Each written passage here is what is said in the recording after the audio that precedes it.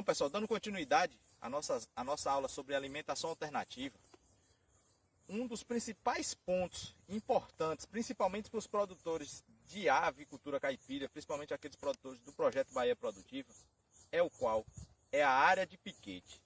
E dentro da área de piquete, pessoal, é de fundamental importância que tenham gramíneas, tá? Ó, gramíneas.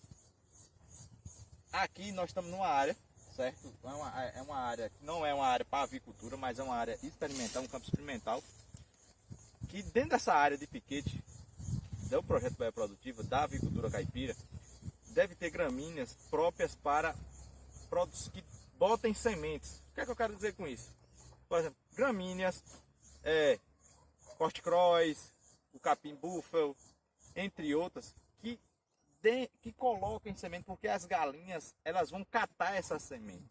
Não só as sementes, mas também as gramíneas, a parte forrageira, a parte verde, elas também vão fazer a alimentação dessas gramíneas. Mas é de fundamental que sejam essas, porque essas fornecem um alimento de maior, como eu posso dizer assim, é maior degustado pelas galinhas, tem maior palatabilidade pelas galinhas. Por quê? Porque eles são moles, são de fácil digestão pelas aves. Então, não adianta o produtor fazer uma área de piquete com qualquer tipo de capim ou de gramínea, porque nem todo capim a galinha vai lá fazer a alimentação delas. Elas fazem uma seleção desses alimentos e só vão comer ou catar aqueles alimentos que têm fácil digestibilidade por elas. Além disso, é de fundamental importância o quê? Que ao entorno do galinheiro, ao entorno da área de piquete, essa área seja o quê? Sombreada, pessoal. Essa área sombreada ela tem seus pós e seus contras. Primeiro, por que prós e contras? Primeiro, os pós. Quando nós temos um aviário, um galinheiro, né, que tenha lá a sua área de piquete, que ele é sombreado, ele pode trazer o que para a ave?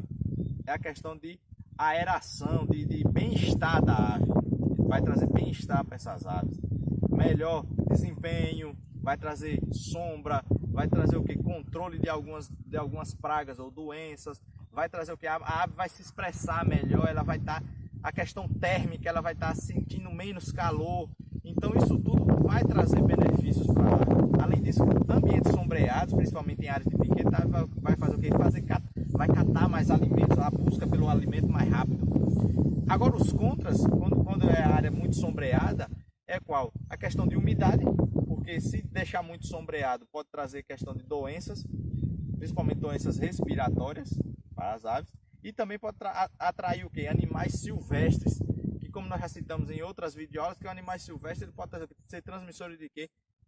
Parasitas de aves. Então tem os pós e tem os contras na questão do sombreamento. E como vocês podem ver aqui, ó, como é que a gente pode estar fazendo sombreamento de uma área de piquete? Que, querendo ou não, pessoal, a gente está falando assim de sombreamento numa área de piquete, mas também essas aves que a gente vai implementar ao redor da área de piquete ou do próprio galinheiro, pode servir de quê? Alimentação alternativa. Lembra lá que nós falamos o quê? Do guandu, que é uma árvore que é ereta, arbustiva. Então que a gente pode plantar ao redor do galinheiro justamente para servir de alimentação alternativa. Outra árvore que pode servir de alimentação alternativa, qual é? O ninho. Querendo ou não, pessoal, o ninho é um alimento alternativo para as galinhas.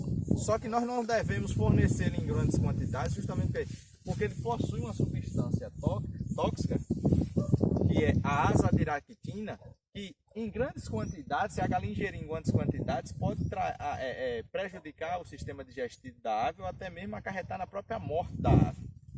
Então, ó, nós podemos plantar o ninho, podemos plantar o feijão guandu e também podemos plantar, lembra lá que eu falei um pouquinho também do que? Da própria moringa. Nós podemos fazer um plantio de moringa ao redor do galinheiro justamente para estar o quê? Fornecendo de sombra. E a moringa é o quê? 33% de proteína, podendo substituir parcialmente a soja. O guandu também, lembra lá que o guandu também fornece até 50% da quantidade de soja fornecida, porque o guandu é rico em proteína. Então são essas coisas que o produtor tem que levar em consideração. Outra coisa que o produtor ele tem que ter, principalmente o avicultor de ave caipira, é o quê? Ele tem que ter um pouquinho, ele tem que fazer os plantios dele, justamente, pessoal, para ter alimentação alternativa direta, como aqui. Então, pessoal, o produtor ele tem que deixar, ainda assim ele tem uma pequena área, é essencial que ele tire um espaço para fazer esses campos experimentais de alimentação alternativa, justamente para ser mais uma fonte de alimentação para as aves.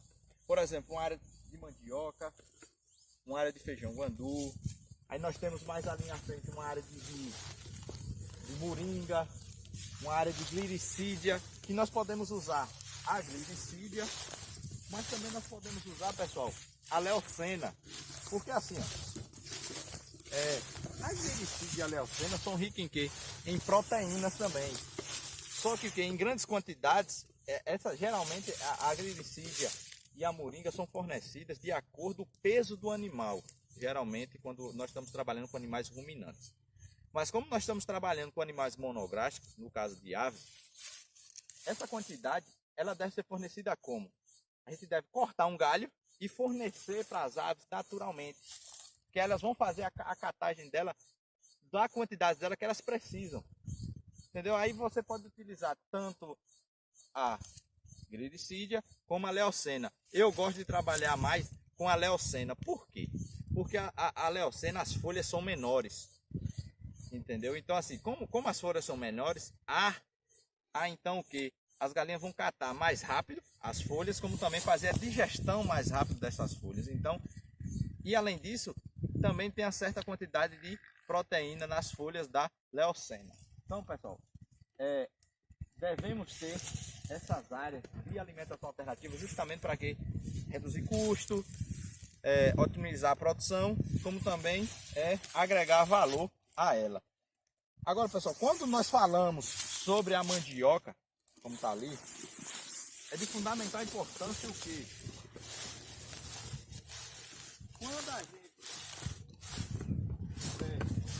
fazendo a seleção da cultivar que vai ser implantada na nossa área de mandioca, sendo que qualquer mandioca a gente pode fornecer para as galinhas. Mas vamos sempre adotar ou optar pelas que tem o quê? O baixo teor de ácido cianídrico. Porque assim, não adianta só chegar, ó, cortar aqui um galho, a folha, né? Um galho da mandioca e chegar lá do jeito que está aqui e fornecer para as aves. Não. Essa rama, a parte aérea da mandioca, as folhas da mandioca, a concentração de ácido cianídrico que tem aqui é muito maior do que na concentração das raízes. Então essas folhas ela tem que ser o quê? Desidratada, pessoal. Que nós vamos mostrar isso mais lá na frente na outra videoaula, como fazer isso aqui. Ela tem que ser o quê? Desidratada.